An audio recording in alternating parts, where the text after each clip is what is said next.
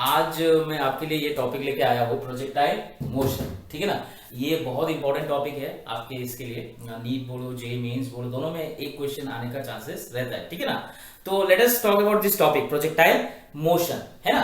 तो ये जो प्रोजेक्टाइल मोशन है इसके बारे में जानने के लिए बस आप एक चीज समझो। अगर मैंने एक पार्टिकल लिया, मान लो ये पार्टिकल है, पार्टिकल, इस पार्टिकल को अगर मैंने थ्रो किया, throw at some angle with the horizontal, तो ये हमेशा कैसा पाथ फॉलो करेगा आप सोचो तो।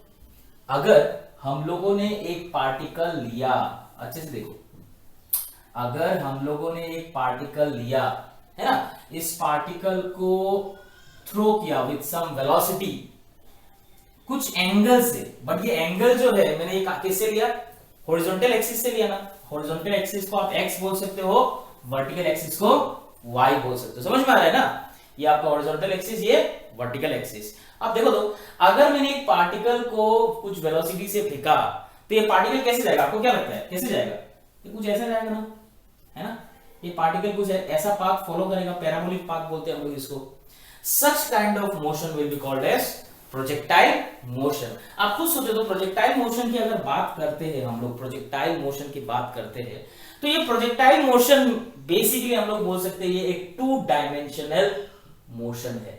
टू डायमेंशनल मोशन है। अभी क्यों टू डायमेंशनल है ना। अब देखो टू डायमेंशनल इसलिए है क्योंकि अगर आप इस पार्टिकल का डिस्प्लेसमेंट देखते हो या वेलोसिटी देखते हो कोई भी एक पर्टिकुलर टाइम में, देखो तो अगर पार्टिकल इधर पहुंच गया मान लो, तो आप खुद सोचो तो इसका एक्स एक्सिस में भी डिस्प्लेसमेंट है और वाई एक्सिस में भी डिस्प्लेसमेंट है। मतलब it is displacing along X as well as along Y.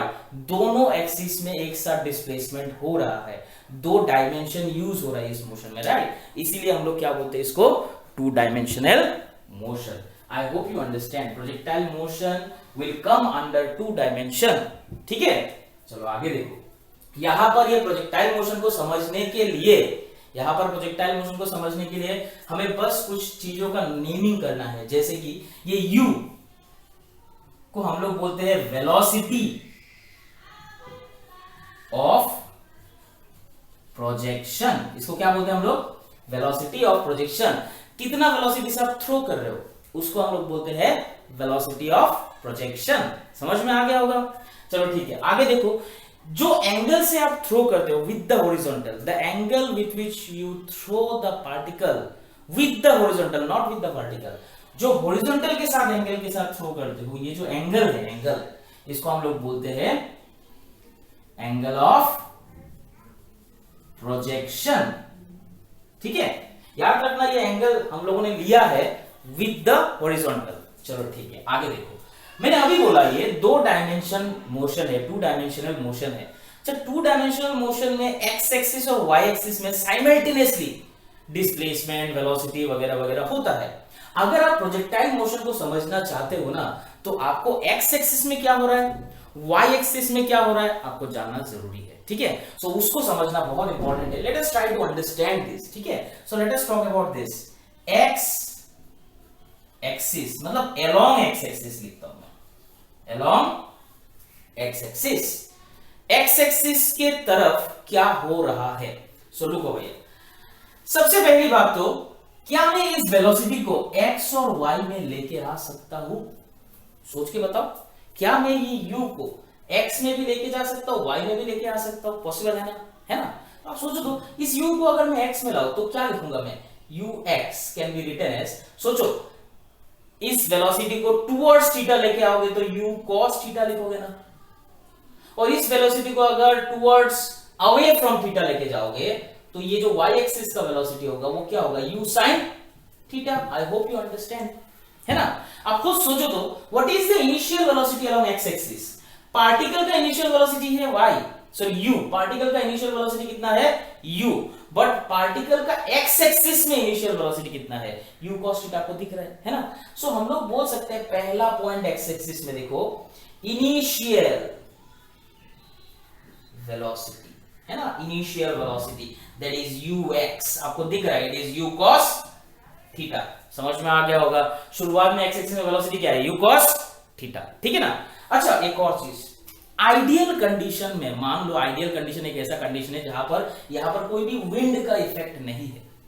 अच्छा, अगर विंड का इफेक्ट नहीं है, आप खुद सोचो तो हॉरिजॉन्टल डायरेक्शन में, हॉरिजॉन्टल डायरेक्शन वाला ये होता है, वर्टिकल डायरेक्शन ये है, ठीक है। तो हॉरिजॉन्टल डायरेक्शन में कोई भी फोर्स तो नहीं है ना, सोचो तो हॉरिजॉन्टल डायरेक्शन में कोई भी तो फोर्स नहीं है ना। अरे फोर्स देने वाला कौन है? कोई भी नहीं है हॉरिजॉन्टल डायरेक्शन में। अगर फोर्स ही नहीं है, आप इमेजिन करो फोर्स ही नहीं है, तो एक्सीलरेशन अलोंग एक्स एक्सिस भी तो जीरो होगा। Without force there is no acceleration. So we can say that point number 2 that is what, जो मैं इधर लिख रहा हूं आप लोग देखो, ठीक है, that is acceleration along x axis, मतलब ax, वो क्या होगा? जीरो, ठीक है ना। अच्छा, एक और चीज आप बताओ तो, अगर पार्टिकल का एक्सीलरेशन ही नहीं है तो वेलोसिटी चेंज होगा क्या? नहीं होता है ना।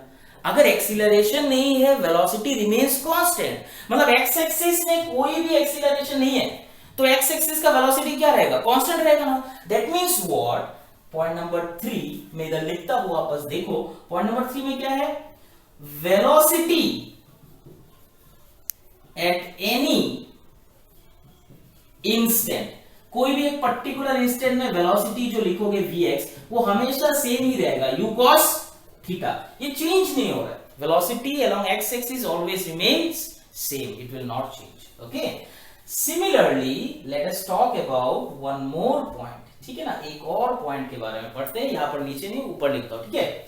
नंबर 4, अच्छा सोचो तो, इधर देखो तो, डायग्राम देखो, डायग्राम देखने से समझ में आएगा।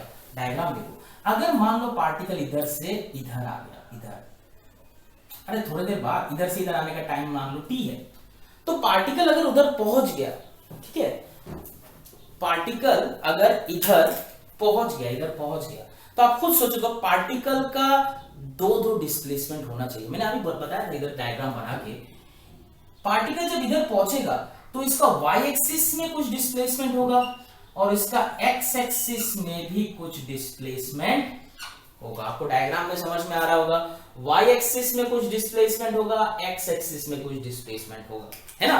तो अगर मैं आपको डिस्प्लेसमेंट अलोंग x एक्सिस बोलूं, डिस्प्लेसमेंट अलोंग x एक्सिस बोलूं, तो आप क्या लिख सकते हो? देखो तो,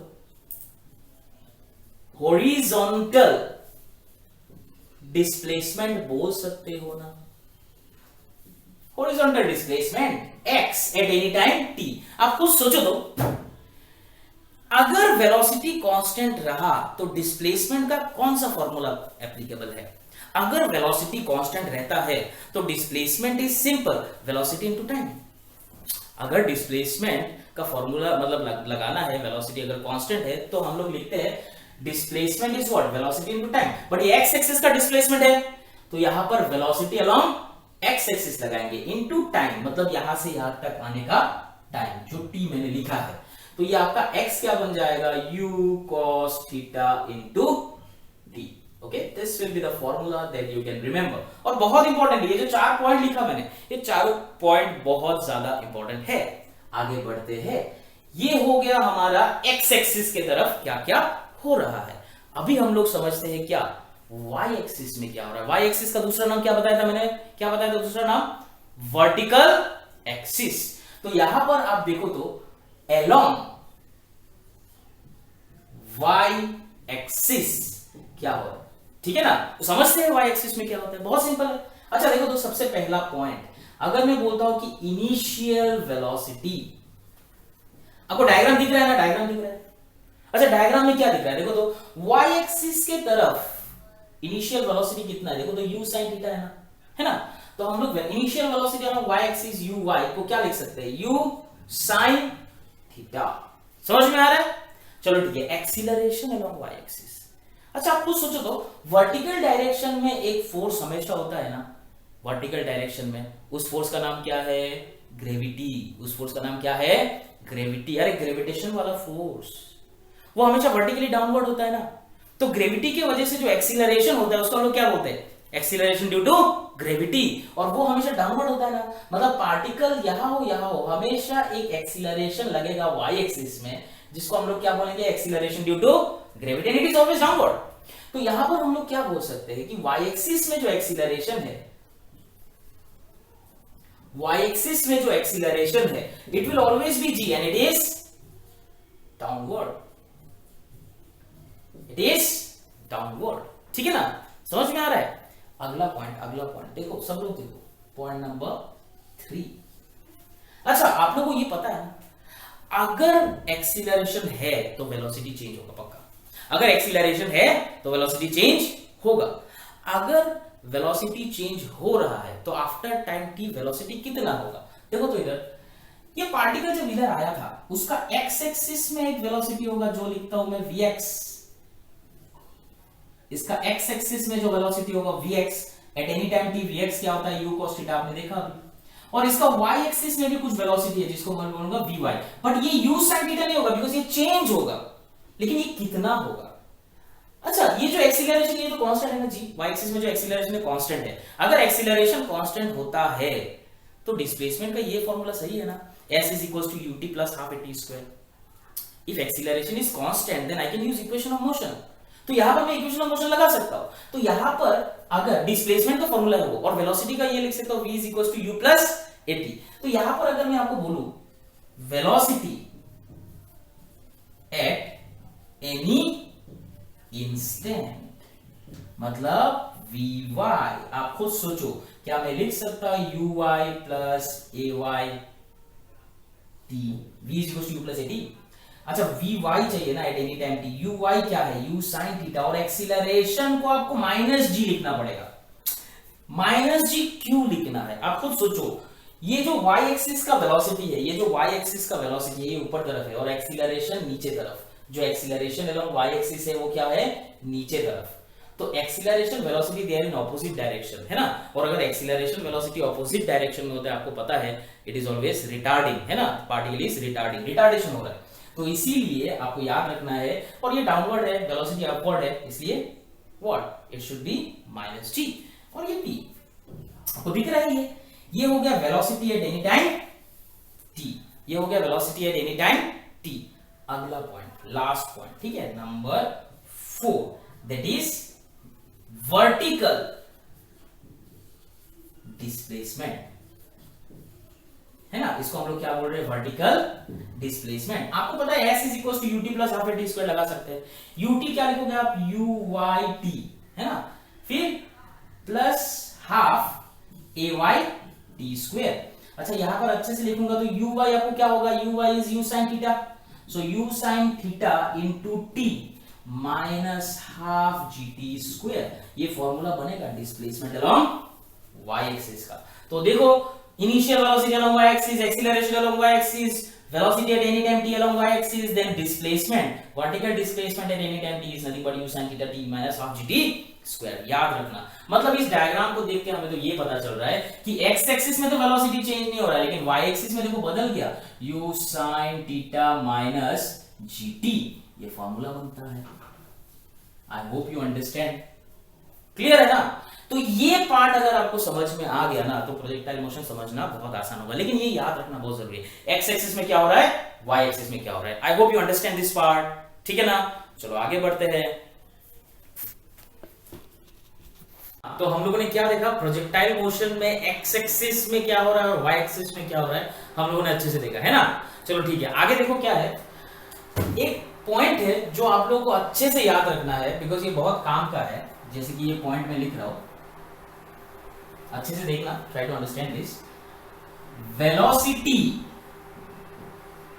of projectile, velocity of projectile, okay, at any instant. Projectile क्या है? वो जो पार्टिकल जिसको आपने थ्रो किया उसको हम लोग क्या बोलते हैं? प्रोजेक्टाइल। तो कोई भी पर्टिकुलर टाइम में what will be the velocity of projectile? हम लोगों ने देखा था velocity of projectile along x क्या होता है, velocity of projectile along y क्या होता है, हम लोगों ने देख लिया था ना। तो अभी देखो, तो वेलोसिटी ऑफ प्रोजेक्टाइल की बात करेंगे तो ये डायग्राम बस समझ लो आप। देखो, ये पार्टिकल है, ये प्रोजेक्टाइल है, इसी को तो प्रोजेक्टाइल बोल रहे हैं। हम लोगों ने कौन सा वेलोसिटी से प्रोजेक्टाइल को थ्रो किया? u से। कितना एंगल से थ्रो किया? थीटा से। ये पाथ कुछ ऐसा फॉलो कर रहा है, मान लेते हैं ऐसा पाथ फॉलो कर रहा है ना।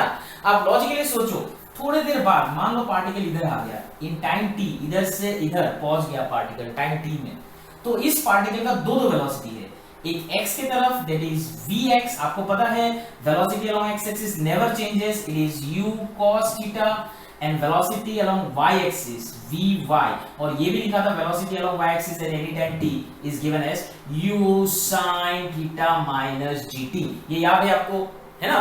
तो ये चीज हम लोगों को समझना है, बट ये तो पार्टिकल का वेलोसिटी x और y में है।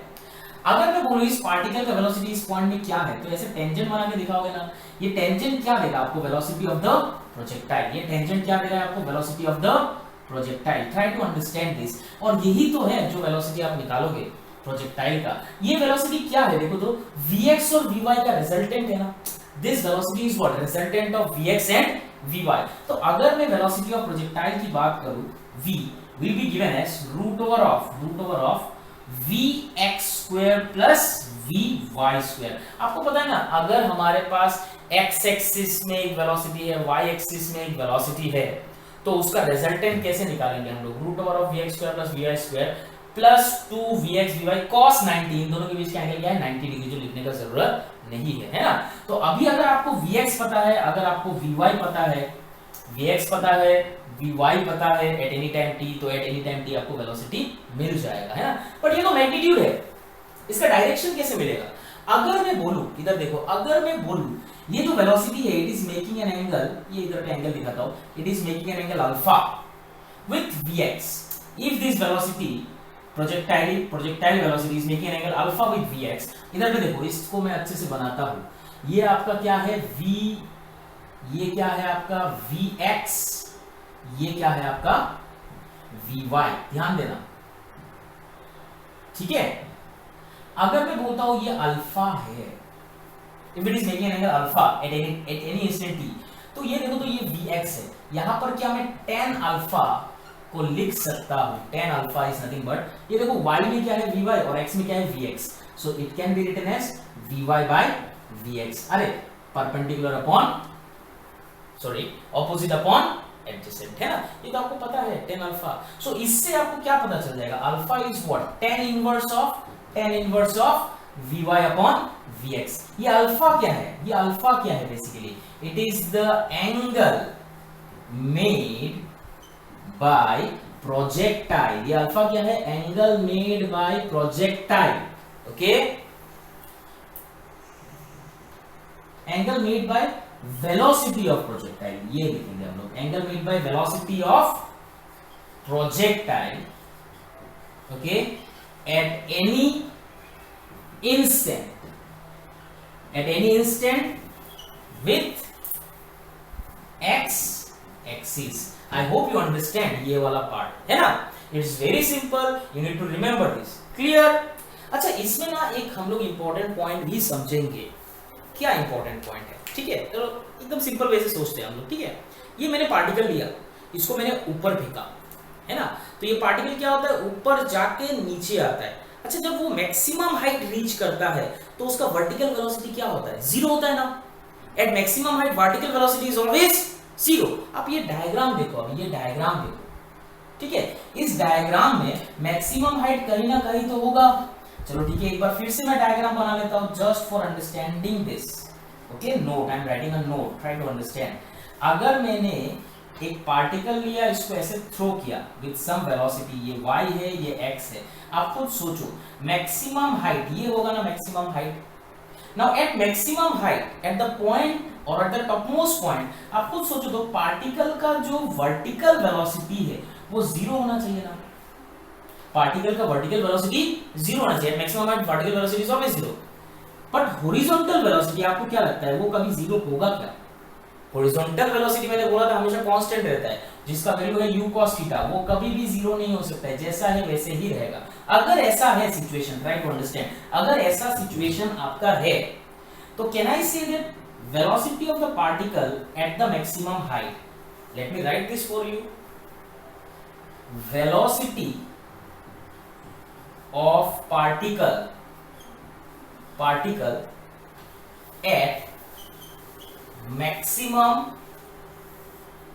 at maximum height, velocity of particle at maximum height v will be what, आप खुद सोचो जनरल फॉर्मूला क्या था, अभी बोला मैंने, it is vx square plus vy square, है ना। आप खुद सोचो तो vy तो टॉपमोस्ट पॉइंट में 0 है ना।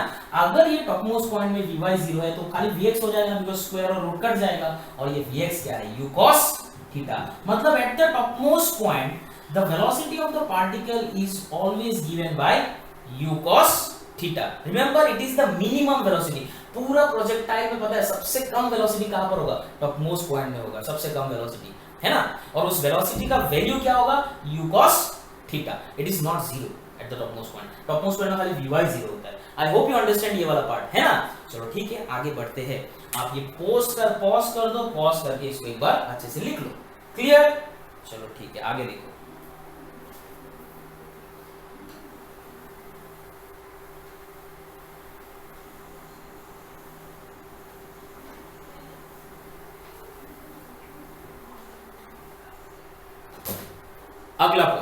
अगला पॉइंट जो हम लोग पढ़ने वाले हैं ये भी बहुत इंपॉर्टेंट है, इसको भी समझ लो। हम लोग क्या पढ़ने वाले हैं, देखो अगला पॉइंट में, दैट इज अगला पॉइंट में हम लोग ये पढ़ने वाले हैं, time taken by the particle to reach maximum height. जो हमारा अगला पॉइंट रहेगा वो हम लोग पढ़ने वाले हैं, that is time taken by the particle to reach maximum height। ठीक है, इसको T लिखते हैं। इसका नाम से ही पता चल रहा है इसका मतलब क्या है।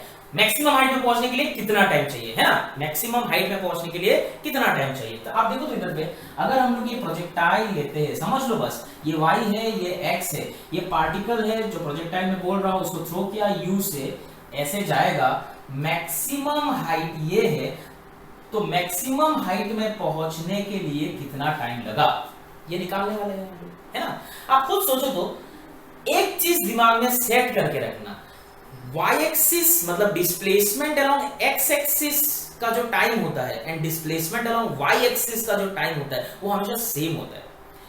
मतलब हॉरिजॉन्टल डिस्प्लेसमेंट कवर करने के लिए जितना टाइम लगेगा उतना ही टाइम लगेगा वर्टिकल डिस्प्लेसमेंट कवर करने के लिए, जो आपका टोटल टाइम रहेगा इधर से इधर। अगर मैं ये वाला टाइम y एक्सिस में निकालूं या x एक्सिस में निकालूं, कोई फर्क नहीं पड़ेगा, दोनों का वैल्यू सेम आएगा। तो इधर देखो तो, इसका अगर मैं बोलूं थीटा से थ्रो किया, y एक्सिस में इनिशियल वेलोसिटी क्या होता है आपको पता है, it is u sin theta, पढ़ा है हम लोगों ने। And the topmost point at मतलब मैक्सिमम हाइट में y एक्सिस में वेलोसिटी क्या होता है, 0, है ना। यहां पर देखो तो अगर मैंने ये फॉर्मूला लगाया अलोंग y एक्सिस, अच्छे से देखो, अलोंग y एक्सिस, आपको पता है अलोंग y एक्सिस हम लोग लिख सकते हैं vy is equals to uy plus ayt, ये याद है ना, ये लिख सकते हैं हम लोग। अच्छा, vy टॉपमोस्ट पॉइंट में वेलोसिटी क्या है, 0, यहां पर वेलोसिटी क्या है, u sin थीटा, और आपको पता है एक्सीलरेशन को -gt लिख सकते हैं। ये कौन सा टाइम है, इधर से इधर जाने का टाइम है कि नहीं। तो आप सोचो तो यहां से अगर मैं ये t निकालूं तो क्या लिख सकते हो आप, u sin theta by g, अरे इज इट और नॉट, है ना। तो क्या मैं बोल सकता हूं ये टाइम कौन सा टाइम है, मैक्सिमम पॉइंट में या मैक्सिमम हाइट में पहुंचने का टाइम। ये अच्छे से याद रखना, ठीक है। चलो आगे बढ़ते हैं, हम लोग आगे बढ़ते हैं। यहां पर एक और चीज है, अगर मैं बोलूं यहां से मैंने पार्टिकल को थ्रो किया, फिर से ग्राउंड में यहां पर आता है ना, यहां से यहां का टाइम, ये जो टोटल टाइम आपको दिखता है, इसको हम लोग क्या बोलते हैं, time of flight. Time of flight क्या है, total time for the projectile motion, okay, from one point two other point, मतलब स्टार्टिंग से लेके एंड तक जो टोटल टाइम है उसको क्या बोलते हैं, टाइम ऑफ फ्लाइट। जो मैं इधर बताने वाला हूं आपको अच्छे से देखना, that is nothing but time of flight. ये टाइम ऑफ फ्लाइट को हम लोग कैपिटल टी से डिनोट करते हैं। टाइम ऑफ फ्लाइट को कैसे डिनोट करते हैं, कैपिटल टी से। आप इधर देखो तो, अगर मैं बोलूं इधर से इधर का टाइम है टी, तो इधर से इधर का टाइम भी तो टी ही होगा। टोटल टाइम क्या होगा, 2t, मतलब टाइम ऑफ फ्लाइट क्या होना चाहिए, 2t, और t तो हम लोगों ने अभी निकाला, time taken to reach maximum height, that is 2u sin theta by g। This will be the formula, I hope you understand, u sin theta by g, साथ में एक 2 भी रहेगा। अच्छा, इस फार्मूला को हम लोग को अच्छे से याद रखना है। इस फार्मूला को हम लोग ऐसे भी लिख सकते हैं, ये जो t है it can be written as, आप अच्छे से देखो तो ये u sin theta is it initial velocity along y axis, है कि नहीं। u sin थीटा क्या है, initial velocity along y axis, मतलब ये जो t है मैं क्या लिख सकता हूं 2ui बाई जी। ui क्या है? Initial velocity along y axis. I hope you understand time of flight, time taken to reach maximum height. ठीक है ना? ये चीजों को आप अच्छे से याद रखना, पॉज करो, लिख लो। ठीक है ना? आगे बढ़ते हैं। आगे क्या पढ़ेंगे हम लोग? Horizontal range. आगे हम लोग पढ़ेंगे हॉरिजॉन्टल रेंज। ठीक है, तो फटाफट लिख लो आप लोग please.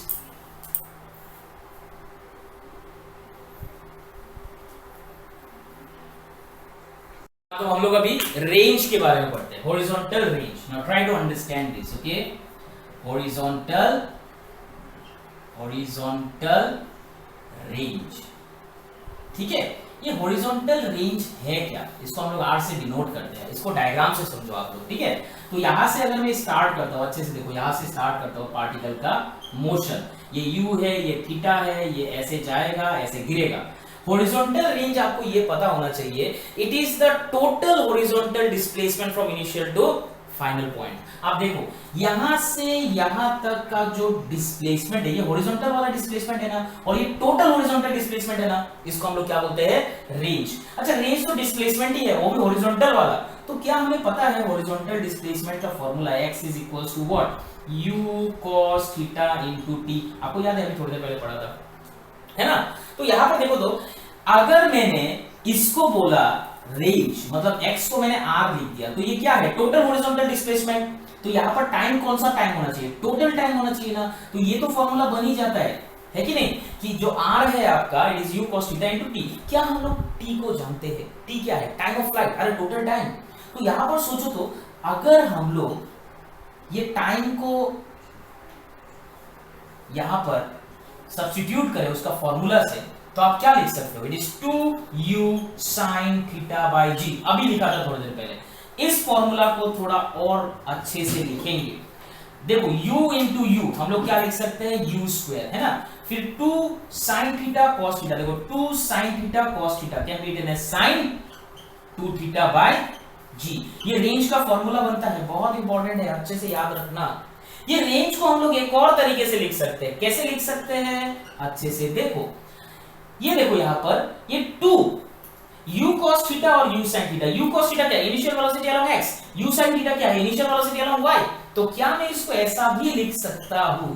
It is 2 initial velocity along x into initial velocity along y by g। है कि नहीं रे? ये लिख सकते हैं ना हम लोग, बहुत आसान है समझना, है ना? तो ये हमारा हुआ horizontal range. You need to remember this, it is very important. Let us talk about one more thing.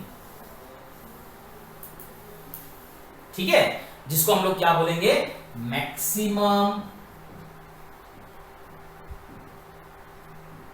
Height,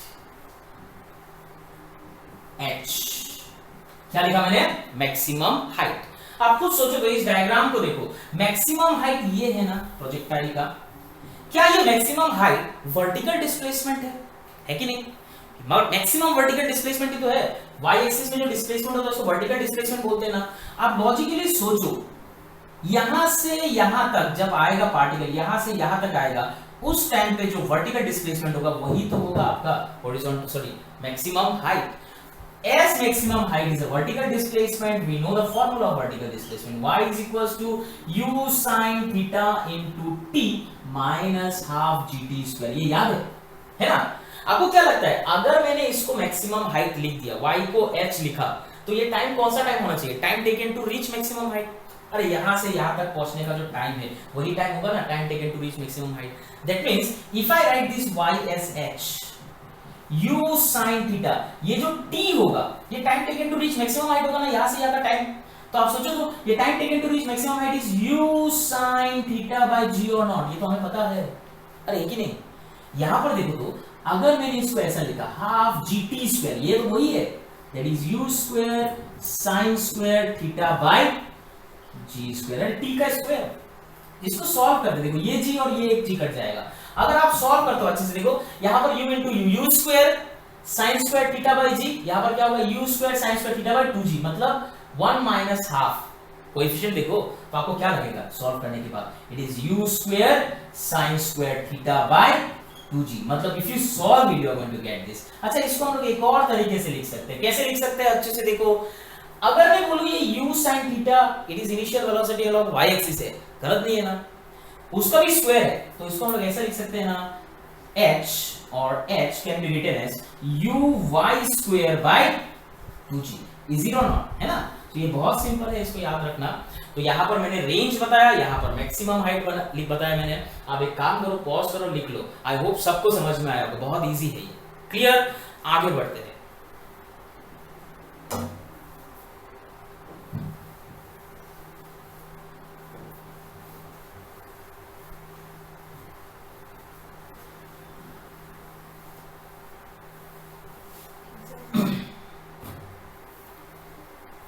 फिर इसके बाद, ठीक है, इसके बाद हम लोग देखते हैं कुछ important points. Now what are those important points, try to understand. जब भी न्यूमेरिकल करेंगे ये सारे इंपॉर्टेंट पॉइंट्स आपको काम में आएगा। ओके, सो एक एक करके देखते हैं। पहला important points, let me right this, important points, ठीक है। सो पहला इंपॉर्टेंट पॉइंट नंबर 1, ठीक है। पहला पॉइंट मैं ये बताने वाला हूं कि रेंज मैक्सिमम कब होता है। आप इमेजिन करो, मैंने पार्टिकल लिया, अलग अलग एंगल से ना पार्टिकल को फेंका, हर एंगल में रेंज अलग अलग होगा ना। ऐसा कोई एंगल होता है जिसमें रेंज मैक्सिमम हो जाता है, वो एंगल ऑफ प्रोजेक्शन कौन सा है? देखो यहां पर अगर हम लोग बोलते हैं, देखो, फॉर मैक्सिमम रेंज, अच्छे से देखो, for maximum range, for maximum range we know that range का फॉर्मूला क्या है, 2u square sine 2 theta by g, ये फॉर्मूला है ना। आप खुद सोचो तो, जब ये साइन 2 थीटा मैक्सिमम हो जाएगा तब रेंज मैक्सिमम हो जाएगा ना। That means here sin 2 theta must be equal to 1। अगर sin 2 थीटा 1 है तो थीटा कितना होगा रे?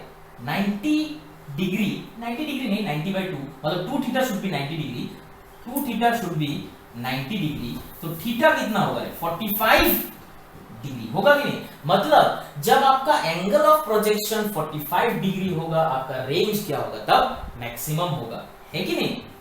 देयरफॉर आपका जो आर मैक्स रहेगा, मैक्सिमम रेंज का फॉर्मूला रहेगा, मतलब वैल्यू रहेगा, वो क्या होगा? सोचो तो, u square sine 2 into 45 sine 90 1 होता है ना, तो आप क्या लिख सकते हो? R max is equals to u square by g, that will be the maximum range. याद रखना, ये मैक्सिमम रेंज का फॉर्मूला है u स्क्वायर बाय g, लेकिन वो कब आता है? जब आपका एंगल ऑफ प्रोजेक्शन 45 डिग्री होता है कि नहीं? अगर हम लोग बात करें कि हमारा एंगल ऑफ प्रोजेक्शन 45 डिग्री है, रेंज मैक्सिमम है, तब मैक्सिमम हाइट क्या होगा? देखो तो, in this case, okay, in this case h मतलब मैक्सिमम हाइट का वैल्यू क्या होना चाहिए? सोचो तो, u square sine square theta मतलब 45 डिग्री बाय 2g। इसको सॉल्व करो तो h क्या बनेगा? u square by 4g। कैसे बना 4g? ये साइन स्क्वायर 45 1/√2 का होल स्क्वायर 1/2, 2 से मल्टीप्लाई हो जाएगा, ये बन जाएगा ना। ये फॉर्मूला बनेगा मैक्सिमम हाइट का, लेकिन कब? जब थीटा हो जाएगा आपका 45 डिग्री। यहां पर लिखता हूं, थीटा इज 45 डिग्री। ऑल्सो इस फॉर्मूला को और इस फॉर्मूला को अच्छे से देखो, u स्क्वायर बाय g तो r मैक्स है, h is u square by 4g। क्या मैं ऐसा लिख सकता हूं? h is equals to r max by 4। याद रखना, ये रिलेशन कब वैलिड है? When the range is maximum और the angle is what? Angle of projection is what? 45 degree. Clear? You need to remember this, again this is very important to remember, ठीक है ना। अगला पॉइंट की बात करते हैं। ये इंपॉर्टेंट पॉइंट पहला वाला मैंने लिखा है, let us talk about next point, ठीक है। पॉज करो, लिख लो।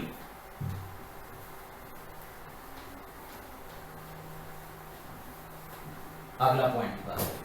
तो अगला पॉइंट हमारा क्या है? देखो, हम लोग अगर दो पार्टिकल लेते हैं ना, हम लोग अगर दो पार्टिकल लेते हैं, दोनों को सेम वेलोसिटी से फेंका, सेम वेलोसिटी से फेंका, बट दोनों का एंगल ऑफ प्रोजेक्शन ना अलग अलग है।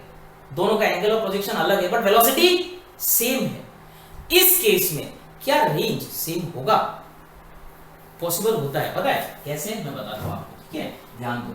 अगर हम लोगों ने दो प्रोजेक्टाइल लिया, पहले वाले को u से फेंका, एंगल थीटा 1 से फेंका, ऐसा गया। फिर दूसरे वाले को देखो, फिर से मैंने u से फेंका, वेलोसिटी सेम है बट एंगल ऑफ प्रोजेक्शन कुछ और है, मान लो थीटा 2 है ना। इसका रेंज मान लो है r1 और इसका रेंज मान लो है r2। क्लियर? देखो, if theta 1 plus theta 2 is equals to 90 degree, मतलब अगर हम लोग इसका एंगल ऑफ प्रोजेक्शन और इसका एंगल ऑफ प्रोजेक्शन ऐड करके 90 आता है, तो उस केस में आपका जो रेंज है दोनों केस, मतलब दोनों प्रोजेक्टाइल का, ये बन जाएगा सेम।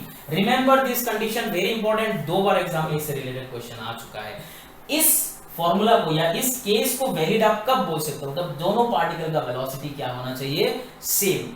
एग्जांपल आप बोल सकते हो, एक को 30 से फेंको, दूसरे को 60 से फेंको, so 30 plus 60 must be equal to 90, तो पक्का R1 R2 सेम होगा। Clear? So this is again one more point you have to remember. Pause करो, लिख लो, आगे वाला पॉइंट देखते हैं, ठीक है?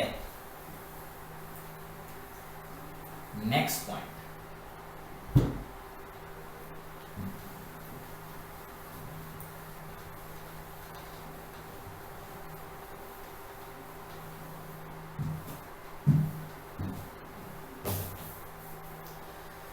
so what will be our next point? Point number 3, ठीक है? so point number 3, मान लो हम लोगों ने क्या किया, एक प्रोजेक्टाइल को फेंका u से, angle of projection is theta, तो प्रोजेक्टाइल ऐसे गया, ऐसे इधर आ गया, है ना। आप ये जो पॉइंट है ये बहुत इंपॉर्टेंट है, ऐसा टाइप का क्वेश्चन भी एग्जाम में आ चुका है। कुछ पॉइंट्स लेते हैं, लाइक इनिशियल पॉइंट को मैं ए बोलता हूँ, इधर का पॉइंट को मैं बी बोलता हूँ, और मैक्सिमम हाइट वाला जो पॉइंट, मतलब टॉप मोस्ट पॉइंट जो इसको मैं बोलता हूँ सी। अच्छा आप देखो तो यहाँ पर जो आपका इनिशियल वेलोसिटी अलोंग x है उसको हम लोग क्या लिख सकते हैं, u cos थीटा। यहाँ पर जो इनिशियल वेलोसिटी अलोंग y है उसको हम लोग लिखते हैं u sin थीटा। अच्छा टॉप मोस्ट पॉइंट में आपका u मतलब वेलोसिटी अलोंग x vx, वो तो चेंज नहीं होता है, vx क्या रहेगा, u sin theta. But I hope you remember कि velocity along y axis at the top most point is 0। What about this point? आपको मैंने अभी बताया कि x एक्सिस का वेलोसिटी कुछ भी कर दो कभी भी चेंज नहीं होगा, वो तो u cos थीटा ही रहेगा। क्या y एक्सिस का वेलोसिटी चेंज होगा? एक्चुअल में नहीं होता है, आप लोगों ने कभी ना कभी पढ़ा होगा। अगर हम लोगों ने एक पार्टिकल लिया, उसको थ्रो किया, ऊपर गया, नीचे आया, है ना।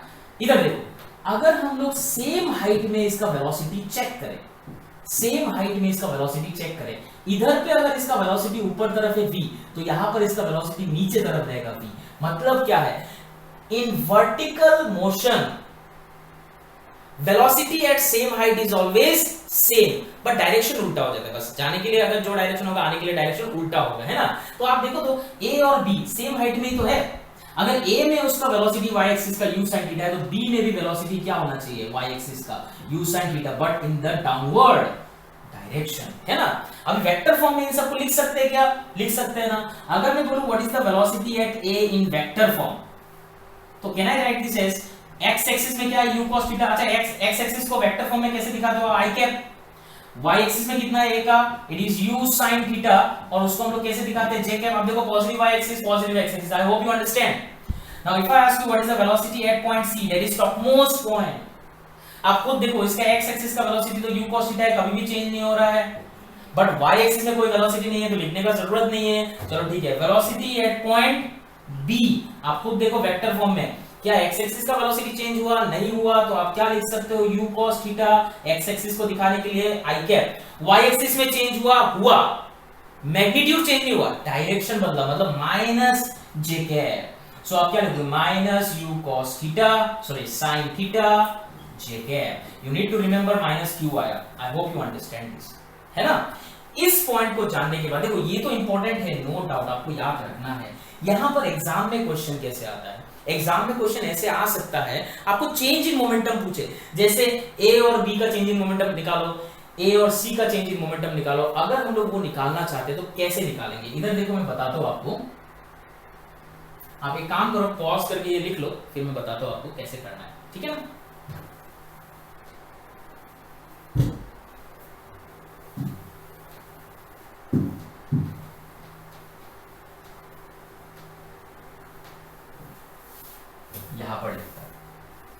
just for understanding, try to understand.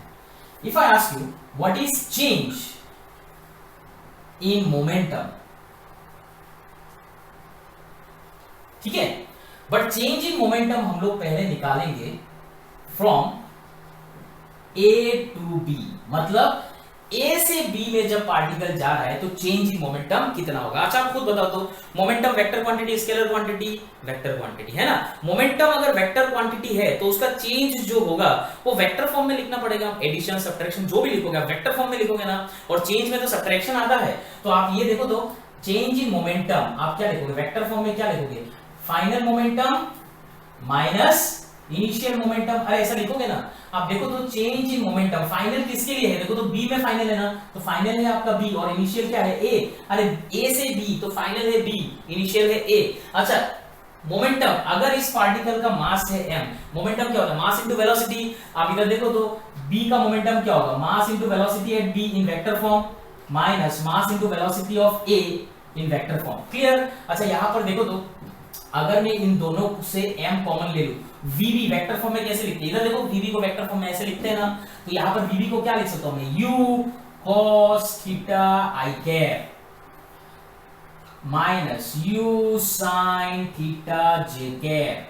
अरे कि नहीं, माइनस, ये माइनस साइन, va क्या है, देखो दोनों प्लस है तो माइनस बन जाएगा ना, u cos theta i cap minus u sin theta j cap. अब देखो ये वाला और ये वाला तो कटेगा, ये कटेगा तो ये change in momentum vector form में आप क्या लिख सकते हो, m तो m रहेगा, u minus u sin theta minus u sin theta क्या बनेगा, माइनस 2u sin थीटा।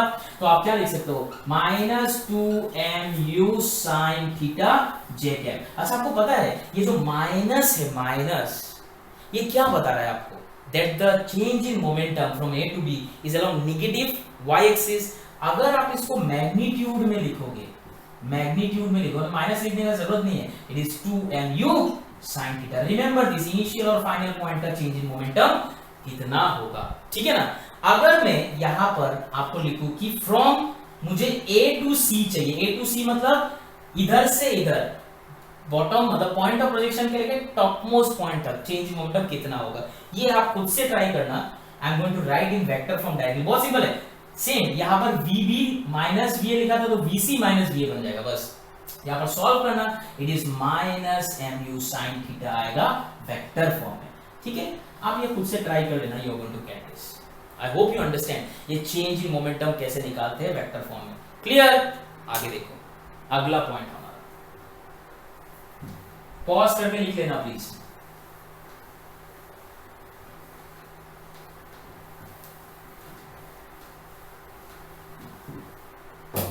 ठीक है, आई होप सबको इतना पार्ट समझ में आया होगा। अगला पॉइंट क्या है, काइनेटिक एनर्जी की बात करते हैं। अच्छा आप खुद सोचो तो, जब भी आपने प्रोजेक्टाइल को ऐसे थ्रो किया था तो मिनिमम वेलोसिटी कहां पर आया था, प्रोजेक्टाइल को थ्रो किया तो minimum velocity top most point में आया था ना, और उसका वैल्यू क्या था, u cos थीटा, जीरो नहीं था, कितना था, u cos थीटा। अगर वेलोसिटी मिनिमम होता है तो काइनेटिक एनर्जी भी तो उस पॉइंट में मिनिमम होगा ना, है ना। तो काइनेटिक एनर्जी मिनिमम हमेशा टॉप मोस्ट पॉइंट में होता है, और पता है मैक्सिमम कहां पर होगा, पॉइंट ऑफ प्रोजेक्शन में, फिर एट द पॉइंट जहां पर जाके वो ग्राउंड को हीट कर रहा है कि नहीं। अरे मैक्सिमम वेलोसिटी कहां पर होगा, जहां से थ्रो किया और जहां पर जाके ग्राउंड को लगा, लेकिन मिनिमम वेलोसिटी कहां पर होगा, टॉप मोस्ट पॉइंट में। So we will write this as an important point number 3। देखो अच्छे से क्या लिखना है यहाँ पर, हम लोग ये बोल सकते हैं that kinetic energy of projectile is minimum at the topmost point and is maximum कहां पर मैक्सिमम होगा, at the point of projection मतलब जहां से थ्रो किया, and the point where it hits the ground। ठीक है, तो ये वाला पॉइंट भी याद रखना, थ्योरेटिकल क्वेश्चन एग्जाम में आता है। ठीक है, आगे बढ़ते हैं। आगे क्या है देखो, ये तो कुछ इंपॉर्टेंट पॉइंट्स मैंने बताया, जिसको याद रखोगे तो आपको न्यूमेरिकल में हेल्प होगा। क्लियर?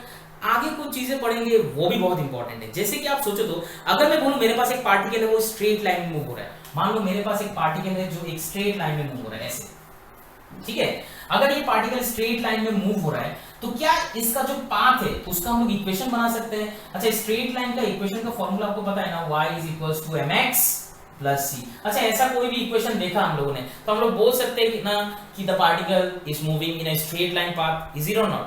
अगर पार्टिकल प्रोजेक्टाइल मोशन में फॉलो कर रहा है तो उसका भी तो कुछ इक्वेशन होगा। उस इक्वेशन को हम लोग बोलेंगे equation of path of the projectile, और you can say that equation of trajectory for the projectile motion. Trajectory मतलब पाथ, इक्वेशन ऑफ पाथ, ठीक है। तो वो चीज हम लोग अभी देखने वाले हैं, बहुत इंपॉर्टेंट है for your exam point of view, so need to understand this. Okay, try to understand this.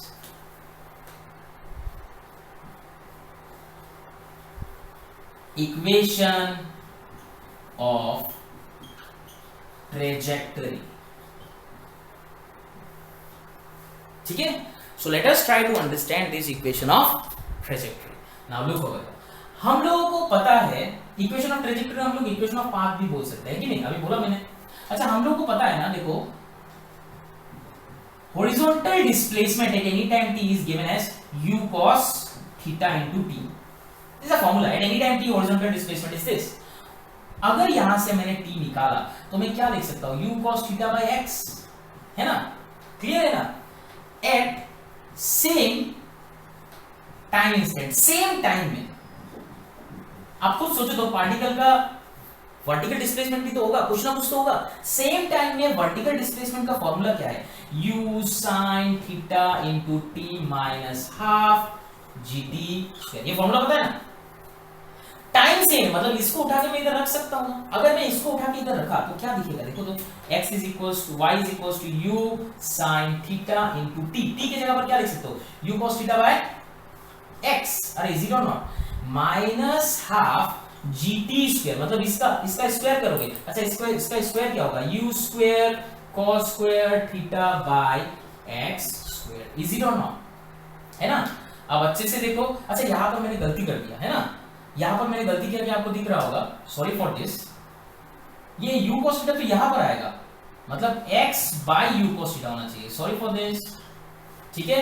ये u cos थीटा यहां पर आएगा तो x by u cos theta होगा ना, थोड़ा मिस्टेक हो गया। तो यहां पर देखो क्या लिखूंगा मैं, x by u cos theta, और यहां पर क्या लिखूंगा मैं, x² bye u² cos square theta, ठीक है ना? अच्छा, ऐसा अगर होता है, आप ध्यान देना, ये y इज इक्वल टू, आप क्या लिख सकते हो, देखो तो ये sin theta by cos theta, u तो कटेगा, it is x tan theta minus gx² by 2u² cos square theta. क्या ये रिलेशन जो आपको मिल रहा है, ये रिलेशन को हम लोग इक्वेशन ऑफ ट्रेजेक्टरी बोल सकते हैं, है ना?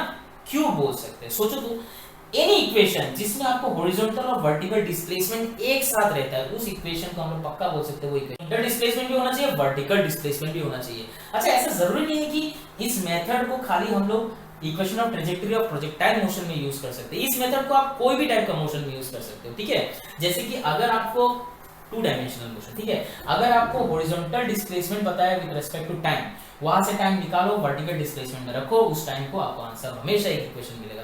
That equation will be equation of trajectory for that particular type of motion. अच्छा, इसको ना हम लोग एक और तरीके से भी लिख सकते हैं। ये तो एक फॉर्मूला है, ये बहुत इंपॉर्टेंट है, दिमाग में सेट कर लेना है। इसको एक और तरीके से लिख सकते हैं, इधर देखो, अच्छे से देखो, one more way to write this. देखो, वी नो, हम लोग रेंज का फॉर्मूला जानते हैं, हम लोग रेंज का फॉर्मूला जानते हैं। क्या फॉर्मूला है रेंज का, r is equal to u² sin 2 theta by g। क्या मैं ऐसा लिख सकता हूं, देखो तो u² sin 2 थीटा को 2 sin थीटा cos थीटा लिख सकते हैं ना, और g तो g है, कोई प्रॉब्लम नहीं है। यहाँ पर देखो, अगर मैंने ये g को इधर उठा के लाया तो आप क्या लिख सकते हो, r इंटू जी बाय, अगर मैं इधर से sin थीटा इधर लाया sin थीटा, तो आप क्या लिख सकते हो, 2u² cos theta, is it और नॉट? अगर मैं इसको इक्वेशन 1 बोलूं, इसको इक्वेशन 2 बोलूं, थोड़ा ध्यान देना, ये u square cos square theta को मैं ये लिख सकता हूं, यहां पर डिनोमिनेटर देखो तो 2u square cos square theta है यहां पर, बट यहां पर cos थीटा है। यहां पर अगर एक cos थीटा को रख के कंपेयर करेंगे तो इसके जगह पर मैं ये लिख सकता हूं ना यहां पर। तो देखो तो इस इक्वेशन को कैसा लिख सकता हूं, from 1 and 2 y is equals to x tan theta, जैसा है वैसे यहां पर बस आपको ध्यान देना है gx स्क्वायर आपका न्यूमरेटर में है, कोई प्रॉब्लम नहीं gx स्क्वायर, बट डिनोमिनेटर में देखो 2u square cos square theta, एक cos थीटा को रख के 2u स्क्वायर cos थीटा का वैल्यू यहां पर रखेंगे तो आपको लिख सकते हो ना आप ये rg by sin theta into cos theta. ये cos थीटा क्यों रहा, बिकॉज़ यहां पर दो cos थीटा, एक cos थीटा बचेगा। अच्छा यहां पर देखो तो ये g कटेगा, ये sin थीटा न्यूमरेटर में जाएगा तो sin theta by cos theta can be written as tan theta. ये sin थीटा अगर ऊपर जाता है तो sin theta by cos theta can be written as tan theta. और आप देखो तो ये y को कैसे लिख सकते हो आप, यहां पर x tan थीटा है, यहां पर ये x स्क्वायर है, बट ये sin थीटा ऊपर जाएगा, sin theta by cos theta tan theta होगा, पर नीचे रेंज बचेगा। अच्छा यहां से देखो x tan थीटा है, यहां पर भी x स्क्वायर tan थीटा है, but x tan theta common ले सकते हो ना, तो y must be written as x tan theta. अब अच्छे से देखो यहां पर क्या बचा 1 और यहां पर क्या बचा x by r। So this is one more relation that you can write for equation of trajectory. ये भी इंपॉर्टेंट है, यहां पर देखो इन टर्म्स ऑफ रेंज मैंने फॉर्मूला लिखा, न्यूमेरिकल में कभी-कभी ये हेल्प होता है, यहां पर in terms of cos theta मतलब थीटा एंड u मैंने लिखा, तो फर्क आपको समझ में आ रहा होगा, क्लियर। अच्छा यहां पर देखो तो एक और चीज आप लोग पॉज करके प्लीज ये लिख लो, ठीक है, पॉज करके ये लिख लो आप लोग फटाफट। यहां पर एक और चीज मैं बताने वाला हूं, थोड़ा ध्यान देना, ये भी इंपॉर्टेंट पॉइंट है, मतलब बहुत इंपॉर्टेंट पॉइंट है, बहुत ज्यादा न्यूमेरिकल में डायरेक्ट हेल्प करेगा। चलो इधर देखो, अगर मैंने पार्टिकल को ना कुछ वेलोसिटी से फेंका तो ये कुछ ऐसा पाथ फॉलो करता है, ये एंगल ऑफ प्रोजेक्शन है। पार्टिकल मान लो यहां पर आ गया, जब पार्टिकल इधर आएगा उसका वर्टिकल डिस्प्लेसमेंट ये होगा, उसका हॉरिजॉन्टल डिस्प्लेसमेंट ये होगा, है ना। यहां पर ये जो x है ये क्या है, हॉरिजॉन्टल डिस्प्लेसमेंट, ये y क्या है, वर्टिकल डिस्प्लेसमेंट। ध्यान देना अगर मैंने इसको x1 लिखा और इसको x2 लिखा तो उस इक्वेशन से हम लोग ये लिख सकते हैं y is equal to horizontal displacement अभी x1 है, x तो इधर है ही नहीं, हॉरिजॉन्टल डिस्प्लेसमेंट अभी क्या है x1 है, so it can be written as x1 tan theta. ध्यान देना 1 minus horizontal displacement is x1 और ये जो r है r, इसके जगह पर देखो रेंज क्या है, x1 plus x2 होगा ना total displacement, it is x1 plus x2। अब इसको सॉल्व करो, सॉल्व करने के बाद you are going to get this x1 x2 by x1 plus x2 tan theta, this will be the value that you are going to get and this is also very important। पता है ये सब कौन सा type का question में use करते हैं, ऐसा बोलते हैं ना कि हम लोगों ने एक बॉल को लिया, थ्रो किया, एक वॉल को जस्ट टच करके गया, वॉल का हाइट कितना होगा, तो इधर ऐसा होगा कि ये मान लो वॉल है, वॉल को थ्रो किया, जस्ट टच करके गया, वॉल का हाइट निकालना है, आपको मान लो x1 और x2 दे दिया, ये फॉर्मूला लगाओ, ऐसे ही मिल जाएगा। समझ में आ रहा है ना। So this things are very important, you need to remember this equation of trajectory, जिसको हम लोग बोलते हैं इक्वेशन ऑफ पाथ। क्लियर है ना, तो दिस शुड बी रिमेंबर्ड। अच्छा यहां पर ना एक और चीज आप लोगों को जानना जरूरी है, जिसको हम लोग बोलते हैं radius of curvature at any point of the projection. Her point में रेडियस ऑफ कर्वेचर कुछ ना कुछ तो होता है, वो रेडियस ऑफ कर्वेचर के बारे में जानते हैं, ठीक है। ये लास्ट पॉइंट रहेगा, उसके बाद हम लोग न्यूमेरिकल स्टार्ट करेंगे, ओके।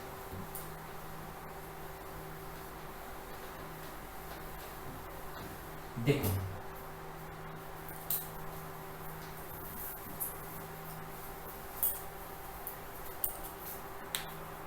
तो हमें अभी ये वाला पॉइंट के बारे में पढ़ना है, that is radius of curvature, need to understand this, okay. Now look भैया, मान लो एक पार्टिकल ना कुछ ऐसा पाथ फॉलो कर रहा है, देख लो बस समझ लो। अच्छा पार्टिकल अगर ऐसा पाथ फॉलो करेगा, पार्टिकल अगर इधर आता है तो इसका कुछ ना कुछ वेलोसिटी होगा ना। वेलोसिटी कैसे मिलता है, टेंजेंट बना के। मान लो पार्टिकल इधर आ गया, इसका वेलोसिटी कैसे होगा, डायरेक्शन इस तरफ होगा ना। मान लो पार्टिकल इधर आ गया तो इसका वेलोसिटी कैसे होगा, ऐसे होगा ना। अरे टेंजेंट बनाओ बस, है ना। अच्छा इस टेंजेंट से टच करके अगर आप एक परपेंडिकुलर लाइन बनाते हो और इस टेंजेंट को टच करके अगर आप एक सर्कल बनाते हो, इमेजिन करो ये सर्कल का रेडियस ये होना चाहिए ना, मतलब इस पॉइंट से टच करके अगर मैं एक सर्कल बनाऊं तो इस पॉइंट का रेडियस ये होना चाहिए ना परपेंडिकुलर टू द टेंजेंट। ये जो रेडियस है it is nothing but the radius of curvature at this point. Her point का ना रेडियस ऑफ कर्वेचर अलग अलग होता है। जैसे कि इस पॉइंट का देखो, इस पॉइंट को अगर टच करके एक सर्कल बनाओ थोड़ा बड़ा होगा, है ना, इस पॉइंट को टच करके अगर मैं सर्कल बनाऊं तो थोड़ा बड़ा होगा, कोई प्रॉब्लम नहीं। लेकिन अगर इस पॉइंट को हम लोग इस पॉइंट से अगर एक परपेंडिकुलर ड्रॉ करें तो कुछ ऐसा होगा ना, परपेंडिकुलर इमेजिन करो ऐसा होगा ना परपेंडिकुलर, है ना, तो ये इस पॉइंट का रेडियस होगा ना, टेंजेंट से परपेंडिकुलर जो भी होता है वही तो रेडियस होता है। तो क्या मैं बोल सकता हूं इस पॉइंट का रेडियस ऑफ कर्वेचर है r3, इस पॉइंट का रेडियस ऑफ कर्वेचर है r1, इस पॉइंट का भी बना सकता हूं, इस पॉइंट का रेडियस ऑफ कर्वेचर क्या बनेगा r2।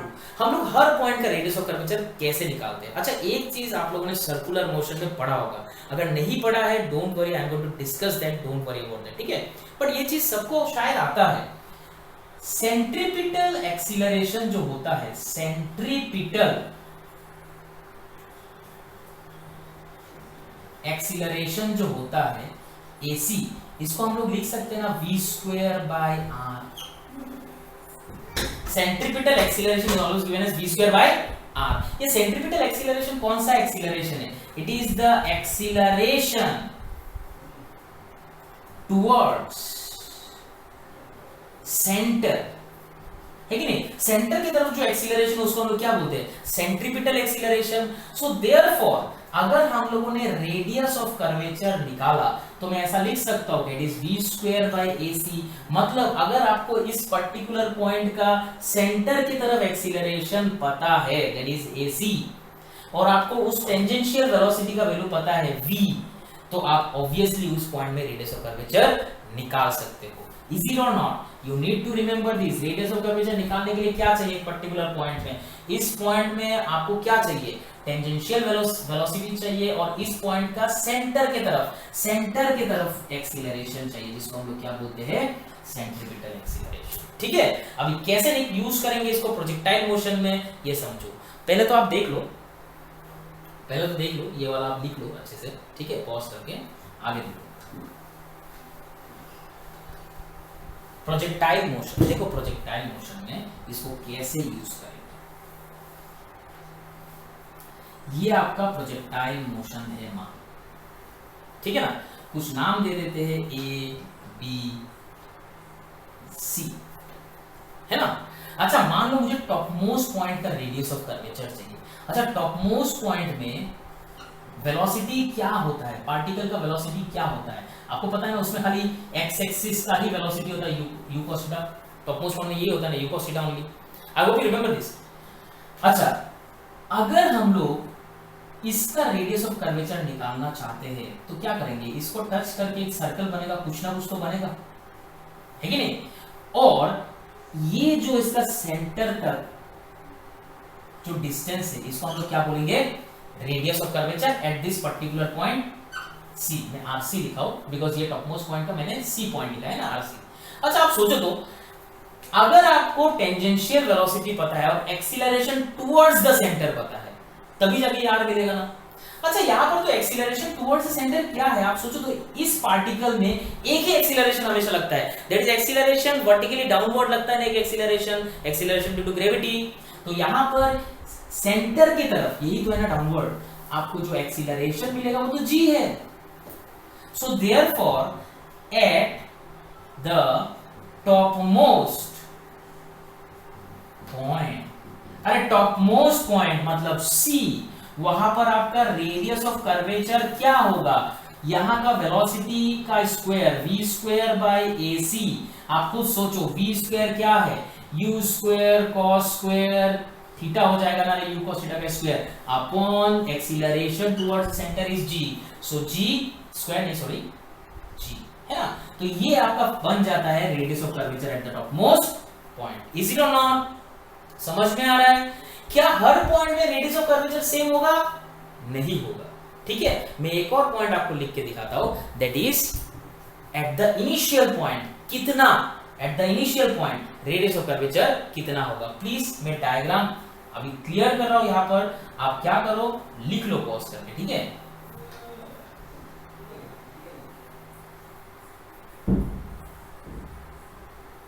यहां पर देख लो, डायरेक्ट बता देता हूं, यहां पर देखो एट पॉइंट ए आपने थ्रो किया, मान लो इसको यू से, है ना, थ्रो किया यू से, तो इस पॉइंट का जो टेंजेंशियल वेलोसिटी रहेगा वो तो यू रहेगा ना, बिकॉज आपने यू से थ्रो किया इसको, यू। क्लियर? अच्छा, इस पॉइंट को टच करके एक सर्कल बनाते हैं, इस पॉइंट को टच करके सर्कल बनाएंगे तो मान लो कुछ ऐसा सर्कल बनेगा, है ना, कुछ ऐसा सर्कल बनेगा। अच्छा, इस पॉइंट का रेडियस कहां पर होगा, इमेजिन करो, इस पॉइंट का रेडियस कहां पर होगा, इस लाइन से परपेंडिकुलर होना चाहिए, तो कुछ ऐसा होगा ना सेंटर, सर्कल थोड़ा अच्छे से बनाते हैं यहां पर,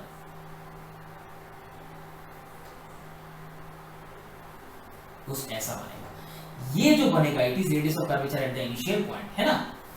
लेकिन इसके लिए आपको एक्सीलरेशन चाहिए इस पॉइंट का टुवर्ड्स द सेंटर, लेकिन यहां पर जो एक्सीलरेशन होता है, इमेजिन करो यहां पर जो एक्सीलरेशन होता है क्या वो इस तरफ होगा, बिकॉज यहां पर हमेशा पार्टिकल में एक एक्सीलरेशन रहेगा which is always vertically downward, तो यहां पर जो एक्सीलरेशन रहेगा नीचे तरफ रहेगा ना, वो जो जी रहेगा नीचे तरफ। आई होप यू रिमेंबर दिस, यहां पर जी नीचे तरफ रहेगा, लेकिन थोड़ा अच्छे समझा, ये जो जी नीचे तरफ है क्या ये सेंट्रीपिटल एक्सीलरेशन है? नहीं, सेंट्रीपिटल एक्सीलरेशन क्या होगा, towards the centre. Now try to understand this, अगर हमें पता है कि ये थीटा है, देखो ये वाला थीटा है,